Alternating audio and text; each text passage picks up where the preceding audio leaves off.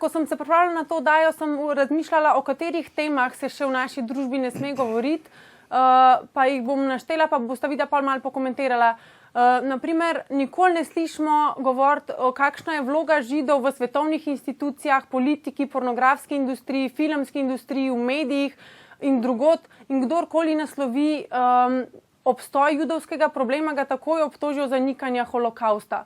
Ali pa naprimer o razlikah med rasami. Različni IQ-ji, različne rase imajo različne IQ-je in če to poveš, si takoj rasist. Ne smemo se pogovarjati, zakaj je Afrika celina brez upa.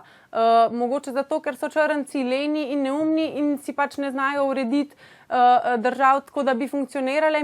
Tudi če nekdo misli, da je zemlja ravna, pa predstavi neke dokaze, zakaj se njemu zdi, se mi zdi, da bi mogel nekdo, ko misli nasprotno, se s temi dokazi ukvarjati in jih ali demantirati, ali pa tudi prilagoditi svoje stališče do tega, ali pa za kjerokoli drugo temo. Ampak se mi zdi, da do tega dialoga nekako sploh ne pridemo, recimo na javnih televizijah. Tudi že naš zakon predvideva v zakonu tabu teme. Recimo režija, če pokažete, tle piše, da se ne smemo pogovarjati, mislim, da kakorkoli o holokaustu, hudodelstvu zoper človečnost, vojnemu hudodelstvu. A se vam zdi to okej, da imamo v bistvu že v zakonu določene tabuje, o katerih je praktično razprava prepovedana?